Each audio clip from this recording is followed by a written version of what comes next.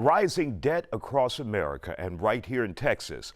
A household debt and credit report from the Federal Reserve Bank of New York shows consumer debt reached nearly $18 trillion, and we're no exception here in Texas. My next guest, debt expert Gwyneth Borden, has more details. So, how did we get on the top of that list? A list we don't want to be the top of. There are a variety of factors, and part of it does have to do with medical debt, right? Medical debt is very high also in Texas, and we do know that some people use their consumer debt, their consumer credit to pay for medical debt. So that is a factor. The other factor is everything's bigger in Texas. People are spending more. People are struggling more with inflation. Incomes are a little lower in a lot of Texas than in other jurisdictions. And with keeping up with inflation and the pressure, and then you add on top of that the holiday season, in general, across the entire nation, credit card delinquencies and charge-offs are the highest they've been Mhm. in 13 years. We're seeing rates that are unprecedented, not just in Texas, but across the entire United States. And obviously, the holiday season makes it more difficult because many people are in debt from last year, plan on going to debt this year, and that is mounting, right? We also have the advent of buy now, pay later, which is a new phenomenon where you can pay. It's basically like layaway, but you get the product right away. So you can Right. pay it for any number of payments. If you pay in four, it's usually no interest accrued. But when you pay in more payments, then you have interest. So then that also starts to stack up. What we're seeing is that there's a lot of consumer debt, a lot of personal loans that people have taken out in Texas. There's a lot of debt. Like if you were on the market to look at debt or collect debt, unfortunately, there's a lot of it in Texas. A lot of it is personal loans, and personal loans are often used to consolidate credit card debt. Mhm. Unfortunately, if you don't have a good credit score, that means you're going to pay a really high interest rate for a short-term loan that it's actually not going to make it better off for you. And many people in this situation will find themselves into deeper delinquency.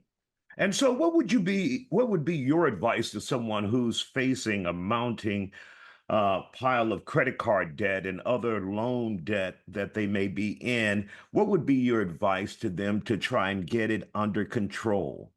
Well, first, stop the bleeding, stop the spending. I know that's really hard. Some people are, as they say, robbing Peter to pay Paul, paying off the credit card a little bit, using that little space and charging on it, repaying. You just have to stop that. And I know that's really, really hard. Reach out to your creditors, see if you can negotiate either hardship plans or some skipped payments.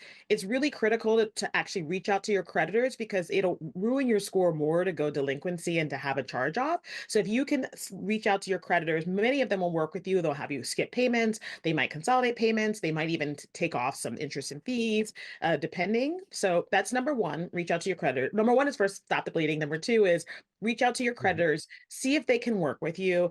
Three, make sure that during the holiday season you've level set expectations. Tell your family members, listen, I love you all. I'm going to be making gifts this year or regifting things. I'm just not in the place where I can afford to be spending. And so first off, just don't spend. Like really set that. And people understand it. A lot of people are struggling and people are feeling the need to spend when they don't need to spend. And people would very much love if they made them a favorite Spotify playlist and sent it to them, right? Do Mhm. something creative and think about how you do that. Then the next thing is really start making a plan of attack of how you're going to get out of debt. Really focus on January, it's financial wellness month.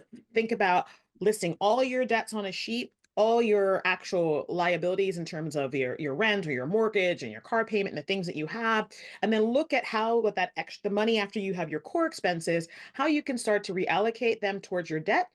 Many people find there's two different ways that you can pay off debt. One is the snowball method, where you take the smallest debt and you start there first. And then there's the avalanche, where you take the largest interest rate. For most people, snowball method is the best because Mhm. you actually see some movement, right? Take the smallest debt, focus on paying more, higher payments on that, getting rid of that. And then you start to see your debt sheet go down and you start to tack in that way. But it really is a step-by-step process. There really isn't any fast, quick way.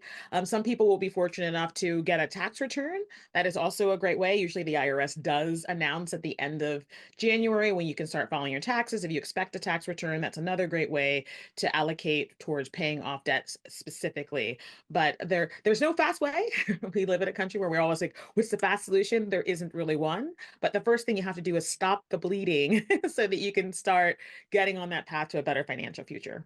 Excellent advice. Gwyneth Borden, she is the CEO of Remet, and we're glad to have you here on the Factor Uncensored. People need this advice as we're starting the new year here in Texas. Thank you for joining us tonight, man.